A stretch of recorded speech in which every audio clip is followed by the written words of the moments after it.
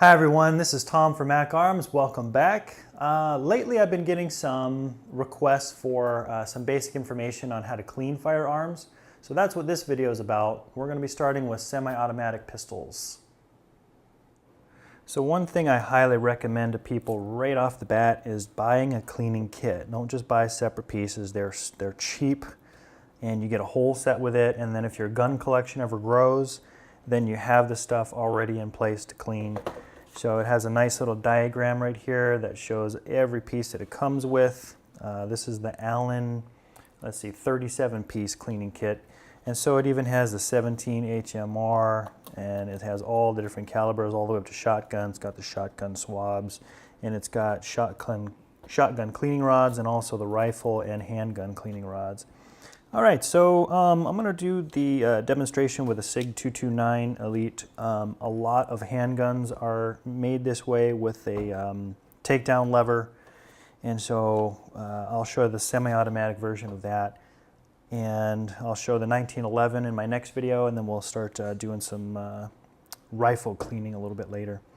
So the very first thing that you want to do is make sure that you pull the slide back and go ahead and check in there and make sure that it is there's no bullets in the chamber.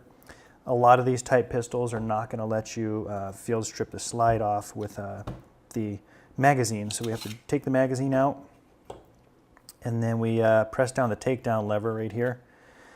And what that does is it allows the slide to come off. So you pop the slide and then release the slide lever, and it should slide forward. Now some pistols make you fire the trigger, and some don't. This one here just slides right off.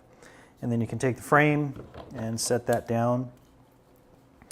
And then inside the slide we have all kinds of little mechanisms and all of that. The only things that you really need to worry about cleaning most of the time is going to be the barrel, really, inside the barrel. So the recoil spring and the recoil spring rod just pop right up, so it just slides right up, and then you just pull that right out. And then you just grab this little piece of the barrel, kind of, it like locks into place, so you just kind of pick it up, slide it forward, pull it up, and then slide it back. And then those come right out. And then you can kind of see inside the slide. For basic cleaning, you're not going to really need to take anything further apart on that. So this, again, this is just cleaning after every session that you do, that shooting session. So that's how to field strip that, and let's talk about cleaning. All right, there's all kinds of cleaning stuff out there on the market. Some stuff I like, some I kind of don't. I'm particular with fumes. So the bore scrubber works really well for me. It's in a nice spray can, so I don't have to dip it and get all kinds of stuff anywhere. There's the hops, hoppies, cleaning stuff. That stuff stinks really, really bad. It works really well, but this is just kind of what I prefer. So you just spray a little bit in there, and just give it a little bit in there, and then usually what I do is I'll just let it soak for a minute or so and spray the recoil spring and all that. So sometimes that stuff gets built up a little bit, but that's not something that you have to do every time. Really, the inside of the barrel is what gets most of the fouling, so that's what you definitely want to make sure that you clean every single time. Other things that I'll wipe down is I'll spray a little bit on a patch. And I will actually go into the slide in the bottom here, and I will just kind of give that just a little wipe down. If I see any kind of dirt build up or anything, even in the top of the slide right there, I'll give that a little clean. And also, of course, all these little mechanisms inside the gun, the hammer spring and all this kind of stuff, just on the top, I usually just give it a little wipe, even inside here. And it just cleans it up a little bit. And it just takes a second as you're just waiting for that anyway. And so, I mean, look at all that. It's just wiping nothing, really. So the very first thing that I usually do is I usually just pass a couple times with the brush just to loosen some things up. And so you just kind of go all the way through, back and forth.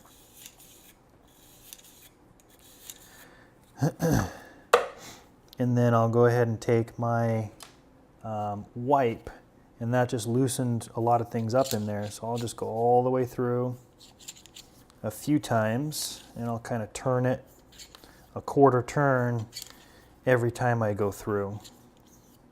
And sometimes I'll even not go through all the way.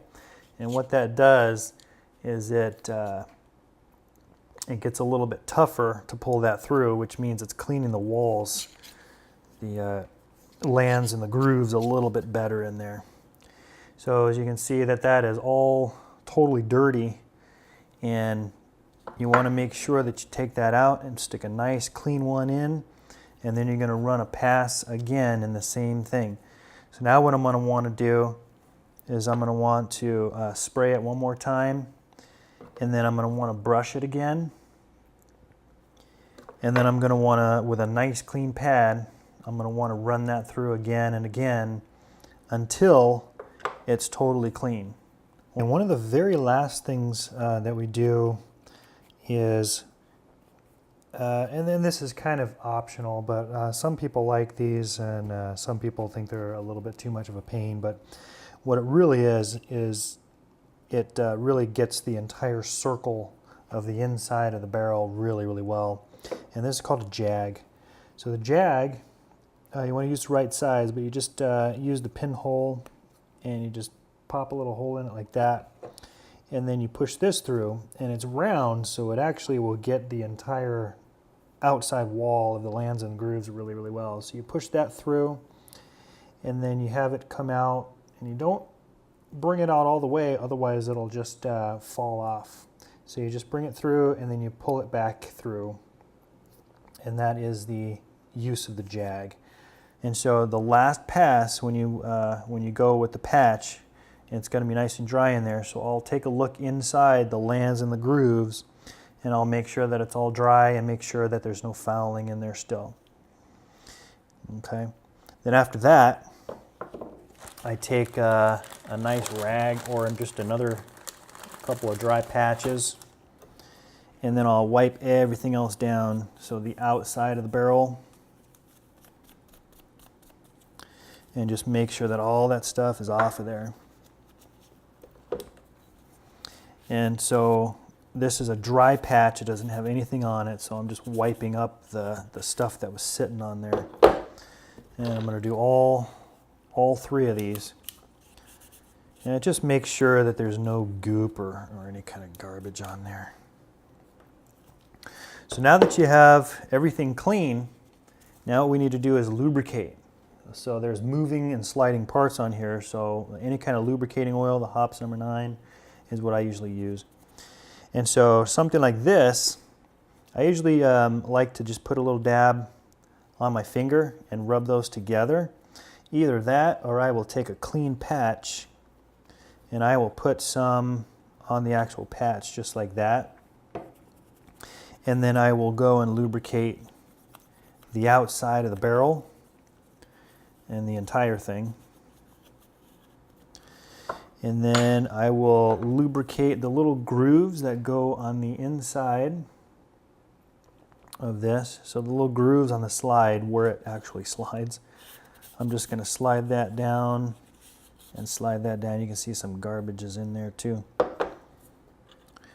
The spring, the recoil spring and the rod, I actually like to take the rod out. And I like to lubricate that all on its own.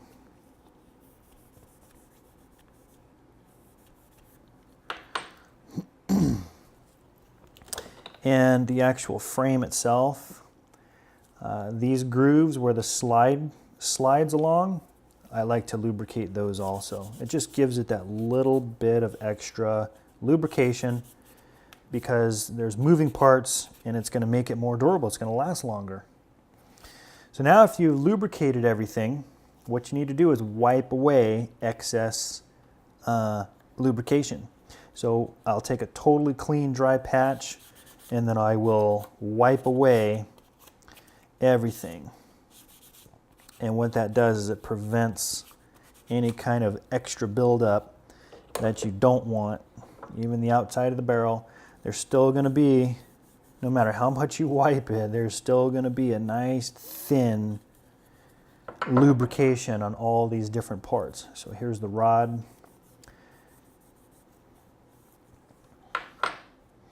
And now that everything is lubricated, now we get to put this thing back together. So here I have the spring and the recoil spring rod. I'm just going to enter that back in. And I've got the barrel and the slide. So the barrel just goes back into the slide, gets tucked in, and just lock that into place. Then you're going to take the recoil spring and rod, and it goes back into that little groove for it. And you're just going to push until it snaps back in that place. So it just kind of rests on that little protrusion there. And then you grab your frame, and then you're just going to line up the grooves along the slide right there, and it just slides back on. And then as I go, I'm actually going to slide it all the way and lock it. And then you have to take that takedown lever and you have to put that back into place. That's what keeps the slide from falling off. And then I'm going to go ahead and release. And then I can use my decocking lever to get that decocked. And then you can put the magazine back in and you're good to go. Now you're all cleaned and ready to rock and roll. Now I know there's a big popular thing out there because it looks neat and it sounds neat.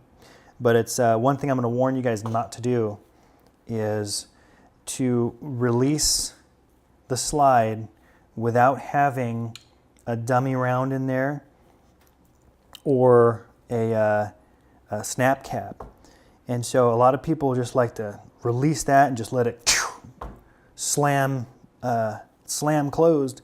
The only problem with that is that can actually damage some of the things in there. It's meant to carry a bullet with it. And so if it doesn't have that, it's just slamming against metal and slamming against metal. And the more times you do that, it can actually ruin some of the pieces and the parts that are in there. So that's my 2 cents on that. I appreciate you watching. I hope you found this video very helpful. And stay tuned for our 1911 dismantling and cleaning and some other rifles.